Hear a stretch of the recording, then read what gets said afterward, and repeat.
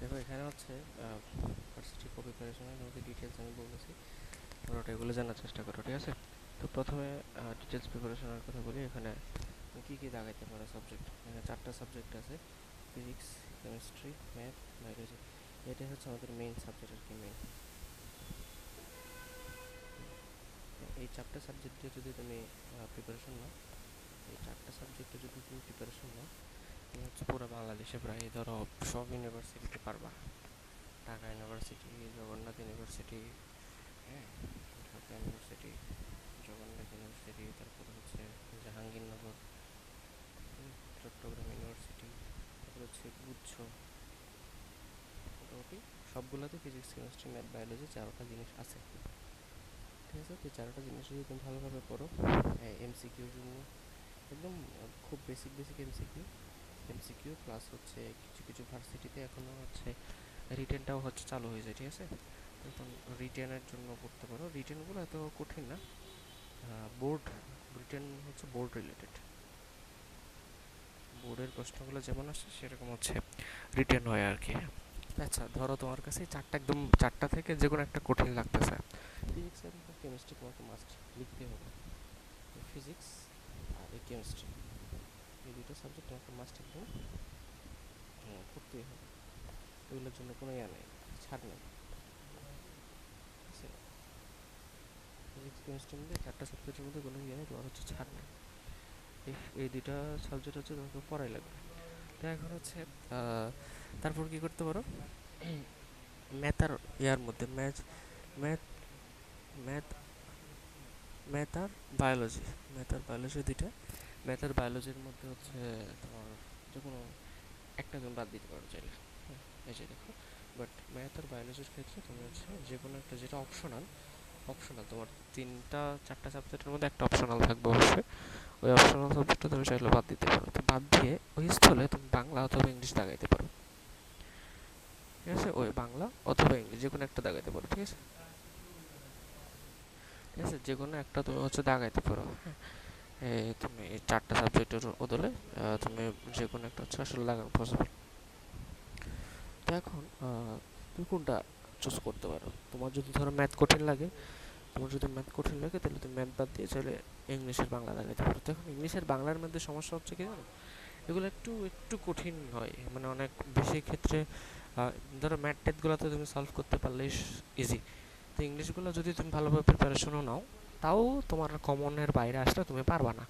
এটা একদম খুবই সিম্পল কথা, কমন না আসলে এগুলো পারবা না। সেই জন্য ম্যাথ আর বাংলার ক্ষেত্রে একটু রিস্ক থাকে আর কি, হ্যাঁ। ম্যাথ আর বাংলার ক্ষেত্রে একটু রিস্ক থাকে। তাও আমি তোমাকে বলবো হচ্ছে তুমি একটা কাজ করো, 5টা করতে হবে। কেন 5টা করতে হবে? প্রথমে ফিজিক্স, কেমিস্ট্রি, ম্যাথ করবা, তারপর বায়োলজি, এই 4টা তো করবা। তার সাথে তুমি চাইলে একটু একটু করে ইংলিশ আর বাংলা এগুলো একটু একটু দেখতে পারো। কেন জানো? কারণ হচ্ছে কিছু কিছু ইউনিভার্সিটি আছে, যেমন যেগুলো হচ্ছে গুচ্ছ ইউনিভার্সিটি, ওইখানে তোমার ইংলিশ বাংলা সহ দাগাইতে হয়, মোটামুটি 6টা না 7টা সাবজেক্ট পুরো দাগাইতে হয়, ঠিক আছে? তো এখানে তুমি ইংলিশ বা বাংলা একটু একটু প্রিপারেশন নিতে পারো। তোমার মেন সাবজেক্ট 4টা থাকবে, এই 4টা, ঠিক আছে? ফিজিক্স, কেমিস্ট্রি, ম্যাথ, বায়োলজি, 4টা হচ্ছে মেন থাকবে মোটামুটি। আচ্ছা, তো এখন তুমি এই 4টা তো করবা। ধরো মাঝে একটা কঠিন লাগলে, ধরো করতে করতে তোমার একটা বেশি কঠিন লাগতেছে, মানে হচ্ছে একদম পারবাই না, তো এটার বদলে এটা ম্যাথ যদি অপশনাল হয়, ম্যাথ এটার বদলে তুমি বাংলা ইংলিশ দাগাইতে পারো, এটা তোমার কোনো সমস্যা নেই। ওকে, আচ্ছা, মোটামুটি সাবজেক্টটা গেল। এখন হচ্ছে তোমার ইয়া আর কি, বুক কী হবে। তো বুকের ক্ষেত্রে কি কি লাগবে? একটা গাইড লাগবে, আর একটা ভার্সিটি কয়ের কোশ্চেন ব্যাংক লাগবে, ঠিক আছে? তো ফার্স্ট গাইড, হ্যাঁ, গাইড হচ্ছে অনেকগুলো গাইড সিরিজ আছে। গাইড সিরিজের মধ্যে কি কি আছে? জয়কলি সিরিজ আছে, তারপর আসপেক্ট সিরিজ আছে, হ্যাঁ। তো আমি এই দুইটার মধ্যে তোমাকে আসপেক্ট সিরিজটা কিনতে বলতাম, তো কিন্তু যেহেতু তোমাদের এসিএস থেকে হচ্ছে একটা বুক লঞ্চ করতেছে, তা আপাতত আসপেক্টটা না কিনে এসএস এর বইগুলাই কিনিও, ঠিক আছে? এসএস এর 4টা বই কিনিও, ওইখান থেকে তুমি পড়তে পারবা, সমস্যা নেই। তো তোমাকে একটা আসপেক্ট যেটা আছে এটার কপি আমার কাছে আছে, আমি অনলাইনে পড়ানোর সময় এটার কপি ব্যবহার করতে পারতাম। যেহেতু এসিএস এর কপিটা নতুন বের হচ্ছে, নতুন বইটা এই বছরই লঞ্চ করতেছে, তো ওই কারণে হচ্ছে তোমার ওইটার এখনো পর্যন্ত বের হয় নাই, অনলাইন কপি বের হয় নাই। তো তোমাকে প্রত্যেকদিন কষ্ট করে করে একটু যে চ্যাপ্টারটা পড়াবো, ওই যে ক্যাম স্ক্যানার আছে না, ক্যাম স্ক্যানার দিয়ে একটু ছবি তুলে তুলে পিডিএফ করে করে আমাকে একটা আগে দিয়ে দিতে হবে ওই চ্যাপ্টারটা আর কি। কারণ এটার কোনো নাই, তোমার অনলাইন ভার্সন নাই, ওই কারণে। তো তুমি আমি এটার জন্য বলে দিলাম কি কিনবা। এটার জন্য কিনবা হচ্ছে এসিএস এর যে 4টা বই, 4টা ফিজিক্স, কেমিস্ট্রি, ম্যাথ, বায়োলজি, 4টা বই কিনতে পারো এসিএস এর। তারপর একটা ভার্সিটি কোশ্চেন ব্যাংক কিনবা। ভার্সিটি কোশ্চেন ব্যাংক উদ্ভাসেরও আছে, আর আসপেক্টেরও আছে, ঠিক আছে, অথবা জয়কলিরও আছে, যে কোনো একটা কিনলেই চলবে। উদ্ভাসেরটা কিনিও না, আসপেক্ট অথবা জয়কলি দুইটা থেকে যে কোনো একটা কিনিও, ঠিক আছে। উদ্ভাসেরটা না কিনে আসপেক্ট অথবা জয়কলি এই দুইটা থেকে যে কোনো একটা কিনবা, তোমার ইচ্ছা, ঠিক আছে। ভার্সিটি ক কোশ্চেন ব্যাংক খেয়াল রাখবো, ভার্সিটি ক কোশ্চেন ব্যাংক। তারপর একটা জাস্ট এটা তো ভার্সিটি ক, ভার্সিটি ক এর মধ্যে ভার্সিটি ক যেটা আছে না, এখানে একদম সব ইউনিভার্সিটির আছে,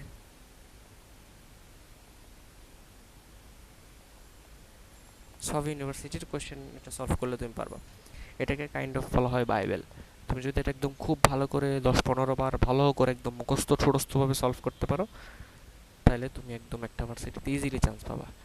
15 বার থেকে বেশি সলভ করতে হবে পুরা, এই ভার্সিটি কোশ্চেন ব্যাংকটা পুরা 10-15 বার থেকে বেশি সলভ করতে হবে। বেশি সলভ করলে তুমি হচ্ছে কি একটা ভার্সিটিতে কনফার্ম চান্স পাবা। তারপর একটা জগন্নাথ ইউনিভার্সিটি, তুমি যেহেতু জগন্নাথ ইউনিভার্সিটিতে ফ্যান্সি দেখাইছো, ওখানে জগন্নাথ ইউনিভার্সিটির একটা কোশ্চেন ব্যাংক কিংবা আসপেক্ট সিরিজের, ঠিক আছে, আসপেক্ট সিরিজের জগন্নাথ ইউনিভার্সিটির কোশ্চেন ব্যাংক কিনবা। ওইখানে তোমার ইয়ার ওয়াইজ কোশ্চেন আছে, তো তুমি এটা এক্সাম দেওয়ার জন্য ব্যবহার করতে পারো চাইলে, অথবা মানে একসাথে তুমি এই কোশ্চেন ব্যাংকে না চ্যাপ্টার ওয়াইজ আছে, চ্যাপ্টার ওয়াইজ মানে এক চ্যাপ্টার থেকে কি কি কোশ্চেন আসছে এরকম আছে। কিন্তু এই কোশ্চেন ব্যাংকটা যখন তুমি নিবা, তখন তোমার হচ্ছে মোটামুটি মিক্স থাকে, মানে একটা এক্সামের মতো, এক্সামের কীভাবে কীভাবে কোশ্চেন আসে ওগুলো তুমি বুঝতে পারো, ওই কারণে এটা নিতে বলছে। তারপর এই বইটা নিবা, আসপেক্ট এর ভার্সিটি চর্চা। তো তুমি বলতেছিলে না অফলাইন এক্সাম কেউ না দিলে কীভাবে হবে, তো অফলাইন এক্সাম তো তুমি ঢাকায় এসে দিতে পারাটা প্যারা, কারণ তুমি যে সব টাইমে ঢাকায় আসা যাওয়ার জন্য ব্যয় করবা, ওই টাইমটা তুমি ঘরে বসে যদি পড়ো এটা তোমার জন্য ভালো হবে। তো তুমি চাইলে আসপেক্টের ভার্সিটি চর্চা বইটা নিতে পারো, নিয়ে ওইখানে ওএমআর সহ দেওয়া আছে, ওএমআর এর মধ্যে নিজে নিজে প্র্যাকটিস করতে পারো। চাইলে তুমি নিজে থেকে ওএমআর ওএমআর মানে প্রিন্ট বা ফটোকপি করে রাখতে পারো বাসায়, 10-15টা বা 20টা ওএমআর ফটোকপি করাই রাখলা, তো তুমি নিজে নিজে পরীক্ষা দিলা টাইম ধরে, পরীক্ষা মনে করো টাইম ধরে ধরে পরীক্ষা দিলা, তো টাইম ধরে ধরে পরীক্ষা দিলে মোটামুটি তোমার হয়ে যাবে। এই যে আমার অফলাইন যে এক্সাম এরিয়া সেটা মোটামুটি সলভ হয়ে যাবে, ঠিক আছে। অফলাইন এক্সামের জিনিসটা তোমাকে সলভ হয়ে যাবে, এটা সমস্যা নেই। তারপর একদম লাস্ট এরিয়া যখন তোমার প্রিপারেশন ফুল হয়ে যাবে, তখন তুমি ঢাকায় এসে যে ফাইনাল মডেল টেস্টগুলো হয়, হ্যাঁ ফাইনাল মডেল টেস্ট যেগুলো হয় এগুলো তুমি ঢাকায় এসে দিতে পারো, বা তোমার কাছের কোনো ব্রাঞ্চে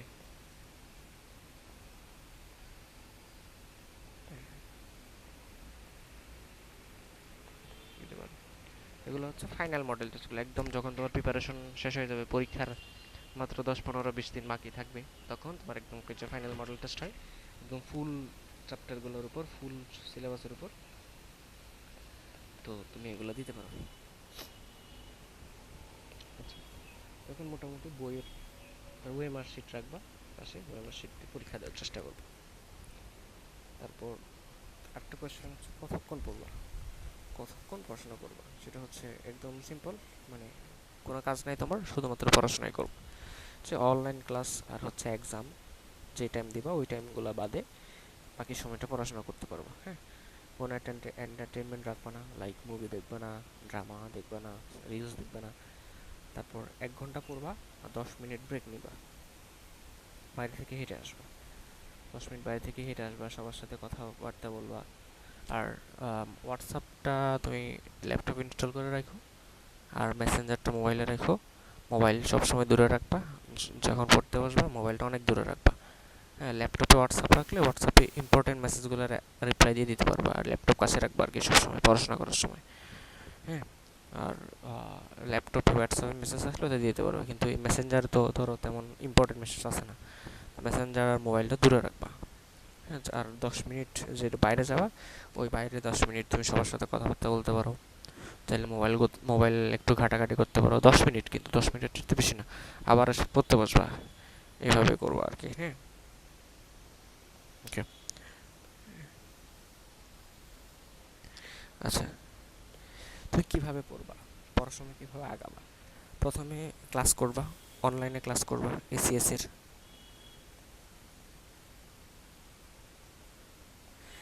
এর ক্লাস করবা। ক্লাস লেকচারটা একদম লিখে লিখে লিখে লিখে লিখে লিখে করবা। স্যারে যা লিখাচ্ছে তুমি তো মুখ মানে আগে তো অনলাইনে দেখতা, হয়তো এরকম না, একদম খবরদার বলতেছি, মানে কি লিখে লিখে করবা। ক্লাসে যা স্যাররা করাচ্ছে সব লিখে লিখে করবা, স্যারদের সাথে লিখে লিখে করবা, নোট করবা, নোট, ক্লাস লেকচারটা নোট করবা। ক্লাস লেকচারটা নোট করবা, একদম লিখে লিখে নোট করবা। তারপর তারপর কি করবা, তারপর হচ্ছে তোমার ক্লাস লেকচারটা পড়বা, ভালো করে ক্লাস লেকচারটা পড়বা। ক্লাস লেকচারটা পড়ার পর আমার ক্লাসটা, আমি যে ক্লাসটা করাবো আমার ক্লাসে হচ্ছে মোটামুটি গাইডটা সলভ করানোর চেষ্টা করব,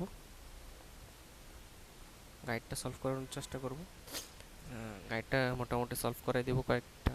তারপর আর কোশ্চেন ব্যাংক সলভ করে দেবো, গাইড সলভ করে দেবো, এটা করার চেষ্টা করবো সময় অনুসারে আর কি, যতটুকু পারি আর কি। হ্যাঁ, কোশ্চেন ব্যাংক গাইড সলভ করে দেবো। তারপর তুমি নিজে নিজেও করবো, আমি ম্যাক্সিমাম করাবো না, আমি মেইনগুলো করাবো, মেইনগুলো করাই দিব, তারপর বাকিগুলো তুমি করবা। কোশ্চেন ব্যাংকেও সেম, মেইনগুলো করাবো, বাকিগুলো তুমি করবা। ঠিক আছে, তারপর হচ্ছে আমি ওকে। তো তোমার টাইম থাকবে এরকম, দেখো, ধরো তোমার ক্লাস হবে, ধরো এসিএসে 3 দিন ক্লাস হবে, এসএসএ 3 দিন ক্লাস হলে একদিন তুমি গ্যাপ পাবা, একদিন গ্যাপ পাবা। ওই গ্যাপের মধ্যে তোমাকে ফুল পড়া শেষ করতে হবে, প্লাস এক্সাম দিতে হবে। তো আজকে যে ক্লাসটা হলো ওটার এক্সাম হবে তার পরের দিন, ওইরকম টাইপসের হইতে পারে। তো তুমি চাইলে ওইখানেও রেগুলার পড়াটা যাচাই করতে পারো, মানে গতকালকে তুমি কতটুকু পড়াশোনা করতে পারছো ওটা যাচাই করতে পারো। তো এভাবে স্টেপ বাই স্টেপ যদি ফলো করে যাও তাহলে হবে। দেখো, তুমি মানে ডেইলি, এটাকে বলা হয় ডেইলি এক্সাম, মানে আজকে ক্লাস হলো, কালকে যে পরীক্ষাটা হবে তাকে বলা হয় ডেইলি এক্সাম। এই ডেইলি এক্সামটার আগে অ্যাটলিস্ট 2 থেকে 3 বার কোশ্চেন ব্যাংকটা করবা, 2 থেকে 3 বার কি কোশ্চেন ব্যাংকটা সলভ করতে হবে ডেইলি এক্সামের আগে। ঠিক আছে,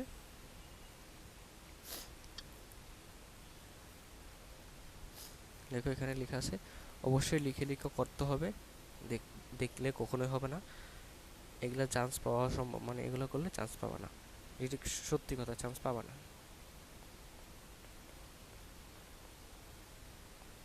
যদি দেখো কোনো মতো দেখে যাও, করো না, বুঝতে হও, এরকম না, লিখে লিখে নিজে পারতে হবে, বোঝা না, এখন বোঝা কোনো ব্যাপার না, এখন পারতে হবে।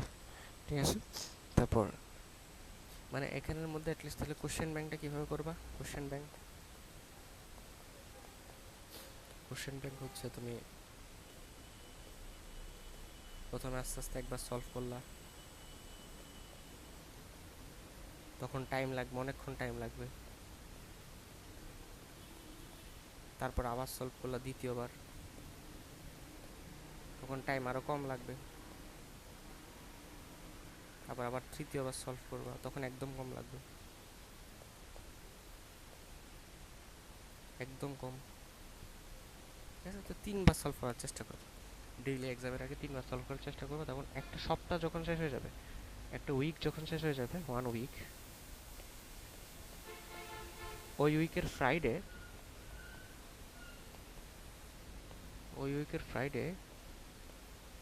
যে যে যে যে চ্যাপ্টারগুলো শেষ হয়েছে,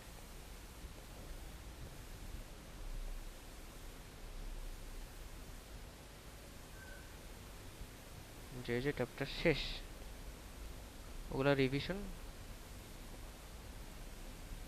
প্লাস কোশ্চেন ব্যাংক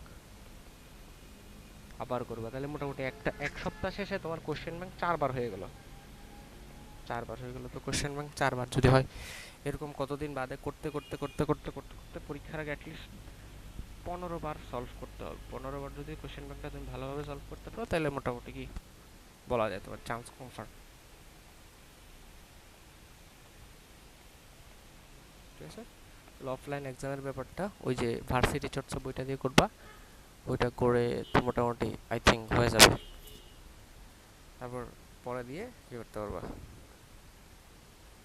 ঢাকায় পরীক্ষা দিতে পারবা।